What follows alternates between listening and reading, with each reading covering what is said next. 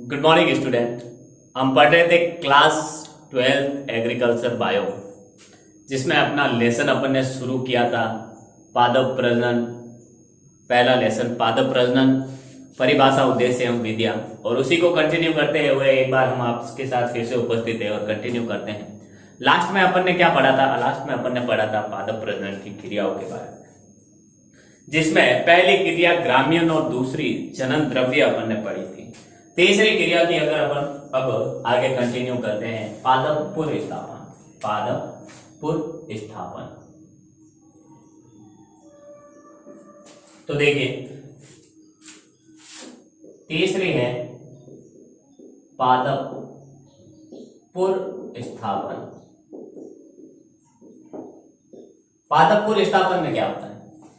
तो इसमें देखिए पादप प्रजाति या किस्म को वहां ले जाकर उगाना जहां वह पहले से नहीं उगाई जा रही है, उसे क्या कहते हैं? पादप पुर स्थापन कहते हैं।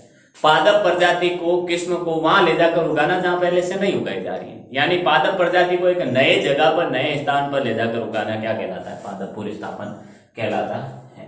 तो पादप प्रजाति, पादप प्रजाति या किस्म को वहां ले जाकर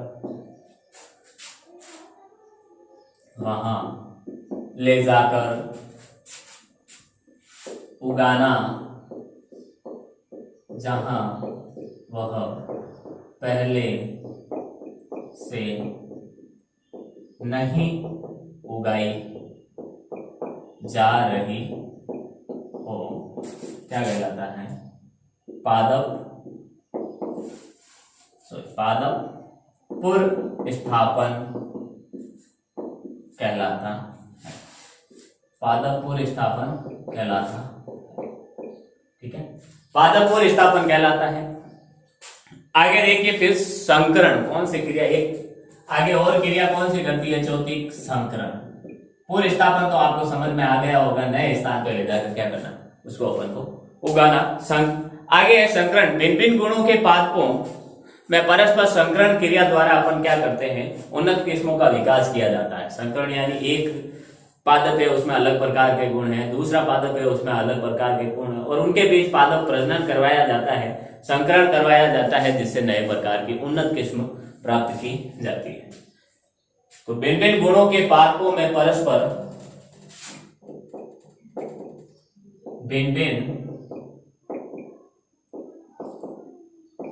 गुणों के पादपों में परस्पर भिन्न भिन्न गुणों के पादपों में क्या करना? परस्पर संकरण की क्रिया द्वारा, परस्पर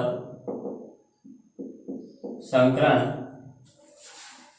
की क्रिया द्वारा भिन्न भिन्न गुणों के पादपों में परस्पर संकरण की क्रिया द्वारा उन्नत किस्मों का विकास किया जाता है। क्रिया द्वारा उन्नत किस्मों का विकास किया जाता है। उन्नत किस्मों का विकास किया जाता है, ठीक है। फिर है उत्परिवर्तन। एक क्रिया और होती है उत्परिवर्तन। पांचवी क्रिया कौन सी है? उत्परिवर्तन।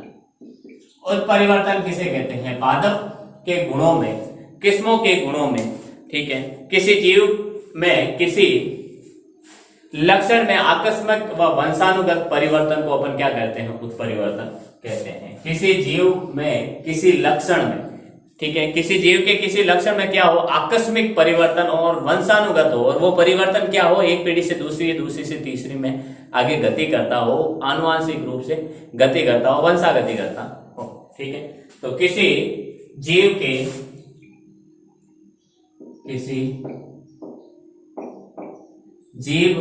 के लक्षण में आकस्मिक एवं वंशानुगत परिवर्तन, आकस्मिक एवं वंशानुगत परिवर्तन को अपन क्या कहते हैं? को उत्परिवर्तन कहते हैं, को उत्परिवर्तन कहते हैं, को उत्परिवर्तन कहते हैं। ठीक है, फिर आगे देखिए बहुगुणिता। छठा बहुगुणिता। बहुगुणिता किसे कहते हैं? ठीक है, बहुगुणिता भी एक क्रिया होती है। तो जो कोशिका होती है, कोशिका में पाए जाने वाले गुणसूत्रों की संख्या अगर 2n से अधिक हो, अगर की संख्या अगर 2n से अधिक भिन्न या अधिक होने की अवस्था को अपन बहुगुणिता कहते हैं। गुणसूत्रों की संख्या जो 2n होती है, डबल के जोड़ों में होती है और निश्चित संख्या में होती है, वो 2n से अलग हो, भिन्न हो, या फिर उनकी संख्या में क्या हो, 2n से अधिक हो, तो उसे बहुगुणिता कहते हैं। कोशिका में पाए जाने वाले गुणसूत्रों की संख्या, कोशिका में पाए जाने वाले गुणसूत्रों की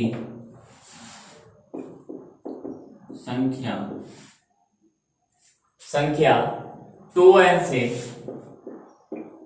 से भिन्न, 2n से भिन्न या अधिक होने की अवस्था, या अधिक होने की अवस्था को, अधिक होने की अवस्था को बहुगुणिता कहते हैं।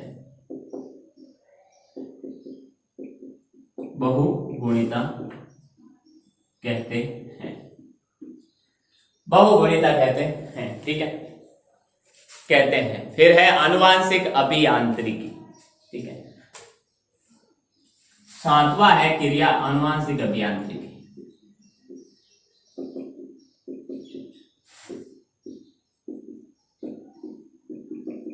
आनुवांशिक अभियांत्रिकी में क्या होता है? देखिए, आनुवांशिक अभियांत्रिकी में होता क्या है कि जैविक कारकों की जीन संरचना में परिवर्तन, जैविक कारक जो भी होते हैं उनकी जीन में संरचना में परिवर्तन तथा उनके अवयवों को नियंत्रित उपयोग से उपयोगी पदार्थ, नियंत्रित उपयोग करके उपयोगी उत्पादों एवं सेवाओं का उत्पादन को आनुवांशिक अभियांत्रिकी कहते हैं। आनुवांशिक अभियांत्रिकी किसे कहते हैं कि जैविक कारकों की जीन संरचना में परिवर्तन करना, ठीक है, परिवर्तन तथा उनके जो अवयव है, अवयव के नियंत्रित उपयोग से उपयोगी उत्पादों एवं सेवाओं के उत्पादन को आनुवांशिक अभियांत्रिकी कहते हैं। ठीक है, तो जैविक कारकों में, जैविक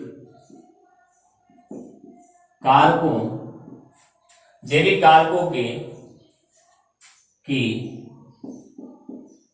जीन संरचना में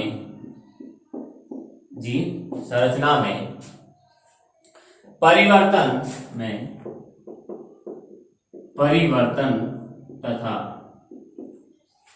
तथा उनके अवयवों के नियंत्रित उपयोग से तथा उनके अवयवों के नियंत्रित उपयोग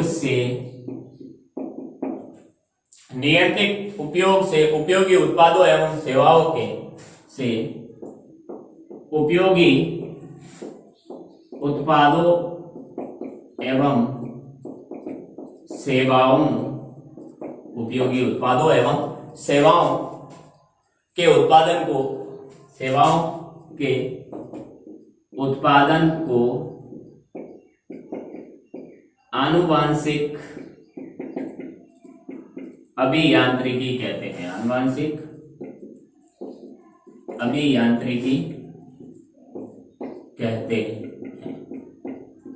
आनुवांशिक अभियांत्रिकी कहते हैं। ठीक है, आठवां देखिए चयन। आठवां, अगर अपन चयन की बात करें तो किसी फसल में उपस्थित विविधता में से, अब फसल में कई सारे गुण पाए जाते हैं, विविध अनेक प्रकार के गुण पाए जाते हैं, उस विविधता में से, किसी फसल में उपस्थित विविधता में से विविधता में से अच्छे व उत्तम गुण, कई सारे गुण पाए जाते हैं, कुछ खराब कुछ अच्छे, लेकिन जो अच्छे गुण होते हैं, उत्तम गुण होते हैं, उत्तम गुणों वाली लाइनों या समष्टियों, प्रजातियों, किस्मों को छांटकर अलग करना क्या कहलाता है? चयन कहलाता है। चयन कहलाता है। जो अच्छे किस्में और उत्तम किस्मों वाली, उत्तम गुणों वाली किस्में होती है, लाइनें होती है, समष्टियां होती है, उनको छांटकर अलग करना क्या कहलाता है? चयन कहलाता है। तो किसी फसल में उपस्थित विविधता में से, किसी फसल में उपस्थित विविधता में से अच्छे व उत्तम गुणों वाली, अच्छे व उत्तम गुणों वाली, उत्तम गुणों वाली लाइनों, लाइनों का मतलब क्या होता है? समष्टियां। समष्टियां को अलग करना ही चयन कहलाता है। को छांटकर अलग करना ही चयन कहलाता है। अलग करना ही क्या कहलाता है? चयन कहलाता है। ठीक है, अलग करना ही क्या कहलाता है? चयन कहलाता है। ठीक है, फिर है मूल्यांकन। चयन करके अलग कर लिया आपने, फिर देखिए 9वां मूल्यांकन। ये क्रिया होती है। ठीक है, मूल्यांकन में क्या करते हैं? मूल्य अंकन, यानी गुणों, उत्तम गुणों वाली को तो अलग कर लेते हैं। ठीक है, तो वर्तमान किस्मों एवं विकसित किस्मों की तुलना करना, यानी जो नई किस्में हमने बनाई है और किन किस्मों से बनाई है, उन गुणों की तुलना करना कि कौन सी बेटर है, हमने जो अभी पादप प्रजनन द्वारा बनाई है या जो प्राकृतिक रूप से उग रही थी। ठीक है, तो वर्तमान किस्मों एवं विकसित लाइनों की तुलना की जाती है। वर्तमान किस्मों एवं विकसित लाइनों की तुलना की जाती है। किसमें? मूल्यांकन में। 10वां है हमारा गुणन। 10वां क्या है? गुणन। अगर मूल्यांकन कर लिया हमने वर्तमान किस्म और विकसित किस्म। विकसित किस्म अगर अच्छी है, बढ़िया है, तो हम क्या करते हैं? उसका गुणन करते हैं। ठीक है, गुणन क्यों? क्योंकि अब ज्यादा संख्या में आवश्यकता होगी, ज्यादा संख्या में आवश्यकता के लिए हम क्या करते हैं? उनका गुणन करते हैं। तो विमोचित उन्नत किस्मों के बीजों का गुणन, संख्या में वृद्धि करना कई चरणों में किया जाता है। ये कई चरणों में होता है, यानी पहले जो भी विमोचित फसल आई उनके बीज है वो उगाए, उनसे जो फसल आई उनसे बीज ज्यादा प्राप्त हुए तो उनको उगाए। इस प्रकार से संख्या में वृद्धि करते हैं उनके बीजों में। ठीक है, तो विमोचित उन्नत किस्मों के बीजों का गुणन, विमोचित उन्नत किस्मों के बीजों का गुणन अर्थात क्या?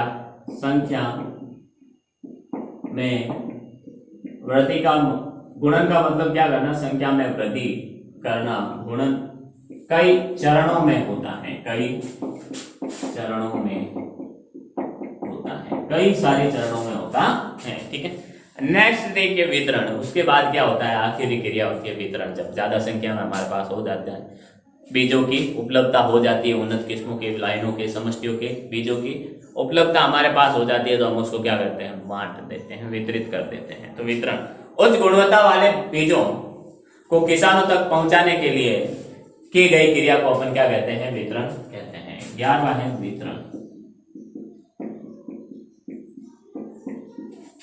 उच्च गुणवत्ता वाली, उच्च गुणवत्ता वाली, उच्च गुणवत्ता वाली, उच्च गुणवत्ता वाले बीजों को, वाले बीजों को किसानों तक पहुंचाने के लिए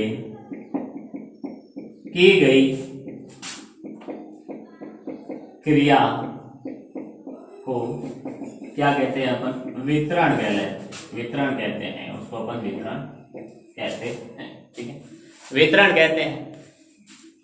आगे देखिए ग्राम्यन, फिर अपन एक नया टॉपिक अब शुरू करते हैं। ये क्रियाएं हो गई, अब उद्देश्य और क्रियाओं में जो ग्राम्यन हमने पढ़ा था सबसे पहले उसकी चर्चा करते हैं। ठीक है, तो उसको विस्तार से पढ़ेंगे अपन। ग्राम्यन, ग्राम्यन क्या होता है? ठीक है, तो ग्राम्यन क्या होता है? ग्राम्यन किसे कहते हैं? पहली बात तो देखिए, मानव द्वारा जंगली प्रजातियों को क्या करना, खेती के लिए उपयोग में लेना ग्राम्यन कहलाता है। ये हमने पढ़ा है, कल पढ़ा था। तो मानव द्वारा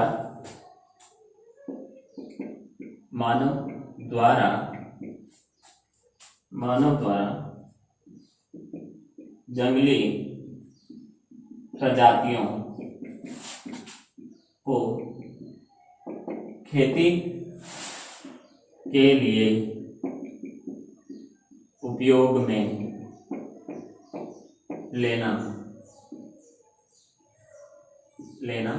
ग्राम्यन कहलाता है। ये परिभाषा अपन ने कल पढ़ ली थी, फिर भी अपन ने एक बार फिर से देख ली है। ठीक है, अब ग्राम्यन से क्या फायदा क्या हुआ है? ग्राम्यन के कारण फसलों के वितरण फसलों में जो विसरण क्रिया होती है वो कम हो गया है, तथा पकने की अवधि में भी कमी आई। विसरण भी कम हो गया और ऐसी फसलें आई हैं जो पकने में कम अवधि लेती है, जल्दी पक जाती है। ग्राम्यन के कारण फसलों में विसरण में कमी आई है तथा फसल पकने की अवधि, फसल पकने की जो अवधि होती है में भी कमी आई है, में भी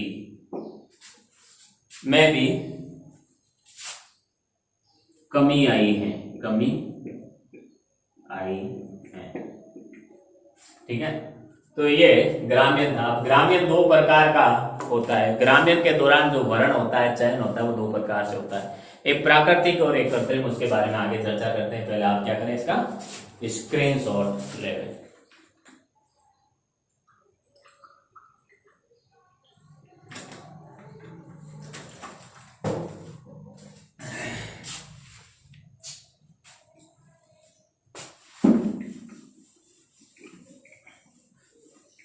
देखिए, ग्राम्यन के दौरान वर्ण कैसे होता है वो चर्चा करते हैं।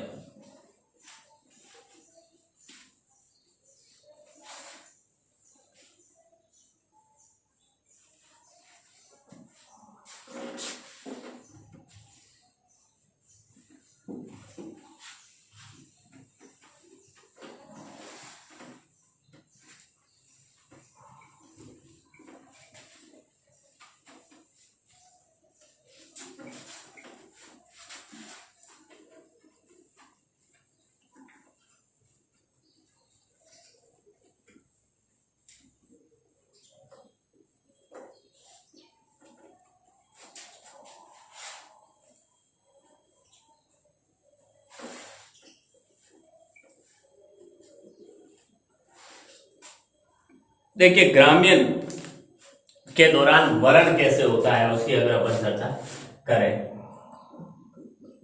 ग्राम्यन के दौरान वर्ण,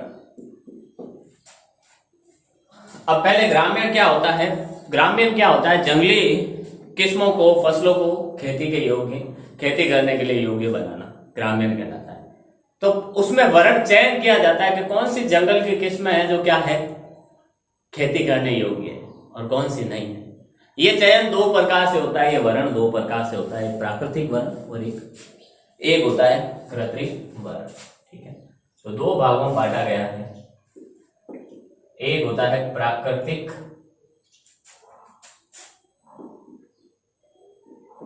वर्ण और एक होता है कृत्रिम वर्ण। ठीक है, प्राकृतिक वर्ण व कृत्रिम वर्ण। ठीक है, देखिए प्राकृतिक वर्ण किसे कहते हैं, सबसे पहले चर्चा करते हैं प्राकृतिक वर्ण की। प्राकृतिक कारकों से, प्राकृतिक वर्ण किससे होता है, प्राकृतिक कारकों जैसे जलवायु, मृदा, जैविक कारक के कारण वर्ण होता है। ठीक है, प्राकृतिक कारकों जैसे जलवायु, मृदा, जलवायु मृदा, जैविक कारक के, जैविक कारकों के कारण होने वाला वर्ण क्या कहलाता है, प्राकृतिक वर्ण होता है, प्राकृतिक वर्ण होता है। किसके कारण, प्राकृतिक कारकों के कारण होने वाला। ठीक है, अब इसमें क्या होता है, जनन समष्टि के सभी जीन प्रारूप द्वारा होता है। ये क्या होता है, प्राकृतिक वर्ण जनन समष्टि के सभी जीनों द्वारा होता है, यानी जीन प्रारूपों द्वारा होता है, सभी जीन प्रारूपों। उसमें से छंटते नहीं है कि ये हमें नहीं चाहिए वो अलग हो जाए, नहीं, ये गुण हमें नहीं चाहिए वो अलग रख लेते, नहीं, ऐसा नहीं होता, उसमें सभी गुण आगे जाते हैं। तो इसमें जनन समष्टि के सभी जीन प्रारूपों द्वारा होता है। इसमें जनन समष्टि के सभी जीन प्रारूपों द्वारा होता है। ठीक है, इसमें जनन समष्टि के सभी जीन प्रारूपों द्वारा होता है। ठीक है, ये प्राकृतिक वातावरण में अधिक अनुकूलन दर्शाते हैं, ये प्राकृतिक वातावरण में अधिक अनुकूलन दर्शाते हैं। अर्थात ये जंगलों में अगर अपने आप उगते हैं, प्राकृतिक रूप से उगते हैं, तो वही ये ज्यादा क्या करते हैं, अनुकूलन दर्शाते हैं। ये प्राकृतिक वातावरण में अधिक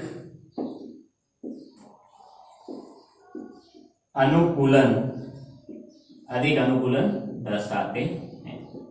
प्राकृतिक वातावरण में क्या करते हैं, ये अधिक अनुकूलन दर्शाते हैं। ठीक है, इसमें के इससे क्या होती है, अधिक विविधता बनी रहती है। अधिक गुण है प्राकृतिक रूप से, अधिक जीन प्रारूप है, तो गुणों में भी विविधता क्या होगी, अलग होगी, अधिक होगी।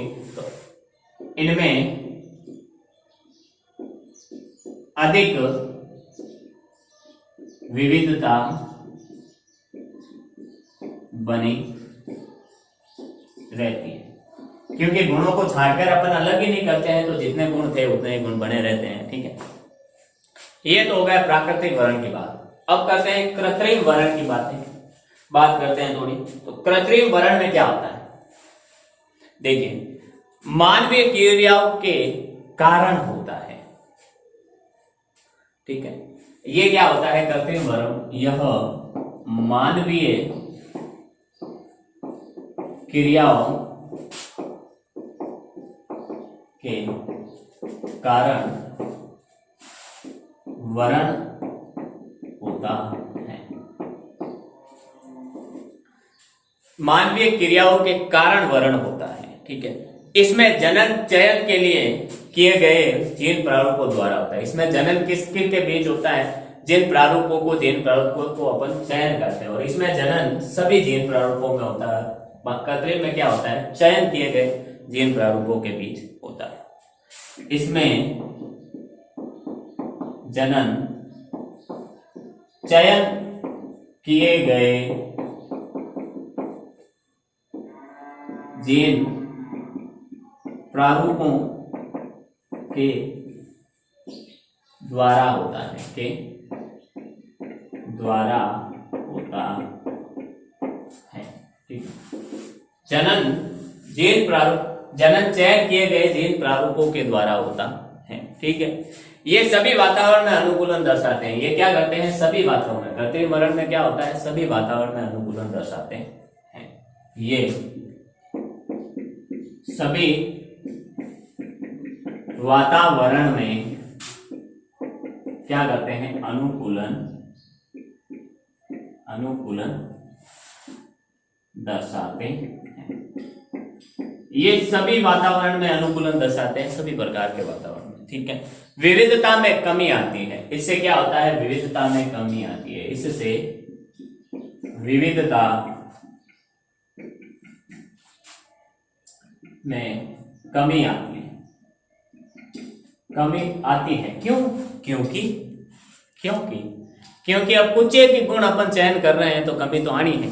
ठीक है, प्राकृतिक वर्ण में सभी गुण होते हैं, इसलिए विविधता ज्यादा होती है। आप इसका क्या करें, एक बार पहले अच्छे से स्क्रीनशॉट ले लें।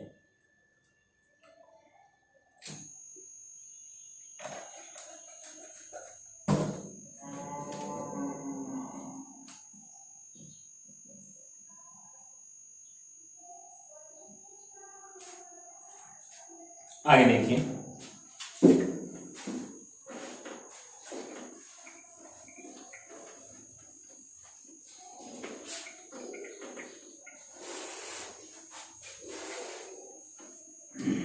तो ग्राम्यन में वर्ण अपन ने चर्चा की। थोड़ा आगे लेके चलते हैं इस अध्याय को और देखते हैं ग्राम्यन के वर्ण के बाद। देखिए, जनन द्रव्य, ग्राम्यन यहां पर पूरा हो जाता है, फिर अपन जनन द्रव्य की चर्चा करते हैं। जनन द्रव्य, ठीक, जनन द्रव्य में क्या होता है? जीन प्रारूपों में वांछित परिवर्तन के लिए वांछनीय जीन पादप प्रजननों के पास उपलब्ध होना आवश्यक है। अब जीन प्रारूपों, ठीक है, से वांछित परिवर्तन अगर अपन को करवाना है, ठीक है, फसल में परिवर्तन करवाना है, तो वांछित यानी इच्छित परिवर्तन हमें चाहिए पौधों के अंदर कि हमारी फसल में ये गुण होने चाहिए, फलाना ये गुण होने चाहिए। तो वैसे जीन भी किसानों के पास क्या होने चाहिए? उपलब्ध होने चाहिए। अगर इच्छित गुण हमको प्राप्त करने और उन इच्छित गुणों वाले जीन ही फसलों में नहीं होंगे, जीन वाले बीज ही नहीं होंगे, तो कैसे, कहां से आएंगे? वो कहते हैं ना, अगर नीम का वृक्ष लगाओगे तो उस पर आम कैसे होंगे? अब नीम के पौधे में आम को उगाने वाला जीन ही नहीं है, ठीक है, तो वहां आम कैसे लगेंगे? वैसे होता है कि जीन प्रारूप में वांछित परिवर्तन के लिए वांछनीय जीन होना जरूरी है। अगर हमें इच्छित गुण वाली फसल चाहिए तो उस फसल में क्या होना चाहिए? वैसा जीन भी होना चाहिए। तब जाके ऐसी हमें क्या होगी? तब जाके हमें क्या प्राप्त होगी? तब जाके हमें हमारे इच्छित गुणों वाली फसल प्राप्त होगी। तो जीन प्रारूपों में वांछित परिवर्तन के लिए, जीन प्रारूपों में वांछित परिवर्तन के लिए, जीन प्रारूपों में वांछित परिवर्तन के लिए वांछनीय जीन पादप प्रजननों के लिए वांछनीय जीन पादप प्रजनकों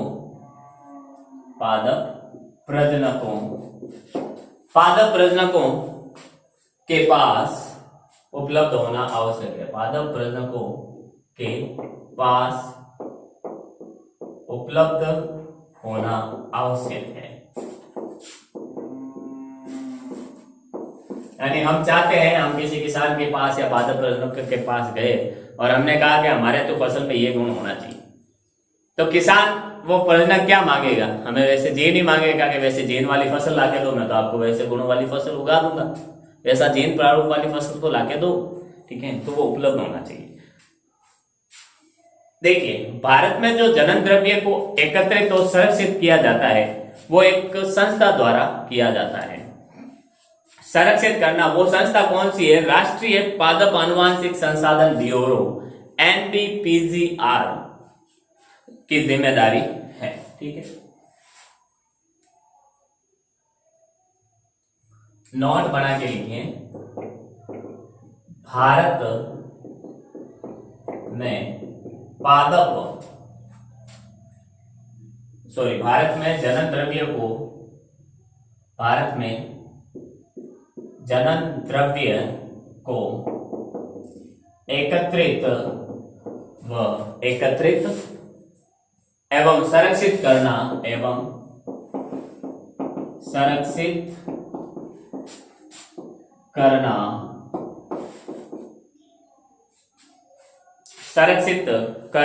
राष्ट्रीय पादप आनुवांशिक संसाधन ब्यूरो, राष्ट्रीय पादप आनुवांशिक संसाधन ब्यूरो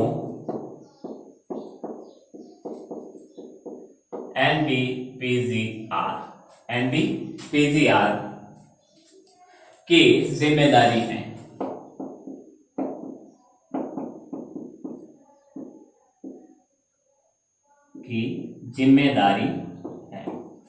अर्थात जो जनन द्रव्य होता है उसको एकत्रित करना, उसको संरक्षित रखने का जो जिम्मेदारी हो वो किसकी होती है? वो सब की सब जिम्मेदारी होती है हमारे राष्ट्रीय पादप आनुवांशिक संसाधन ब्यूरो की होती है। देखिए, किसी फसल की प्रजातियों एवं उनके जंगली संबंधियों में जो उपस्थित संपूर्ण आनुवांशिक द्रव्य को अपन क्या कहते हैं? उस प्रजाति का जनन द्रव्य कहते हैं। ये पढ़ चुके हैं अपन। तो किसी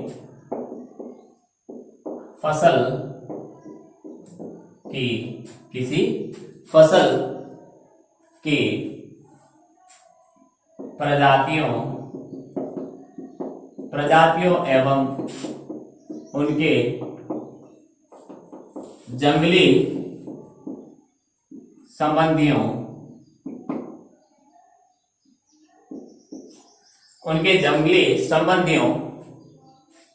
उनके जंगली संबंधियों में उपस्थित संपूर्ण आनुवांशिक द्रव्य को, जंगली संबंधियों में उपस्थित संपूर्ण आनुवांशिक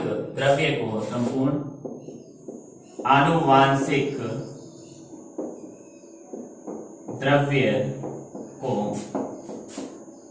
जनन द्रव्य कहा जाता है। जनन द्रव्य कहा जाता है। ठीक है, जनन द्रव्य को आनुवांशिक संसाधन भी कहते हैं। नोट बना के लिखना, इनको आनुवांशिक संसाधन भी कहते हैं। जनन द्रव्य को आनुवांशिक संसाधन भी कहते हैं।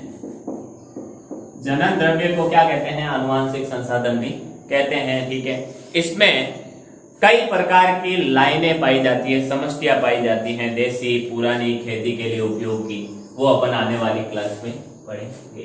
ठीक है, तो देखिए इसमें कई प्रकार की लाइनें पाई जाती हैं जो अपन आने वाली क्लास में पढ़ेंगे। तो स्क्रीनशॉट ले आप इसका। उम्मीद करता हूं जो भी आज अपन ने फिर से पढ़ा है इस अध्याय के दूसरे पार्ट में वो आपको समझ में आया होगा। मिलते हैं अपन अगली क्लास में, तब तक के लिए all the best, thank you.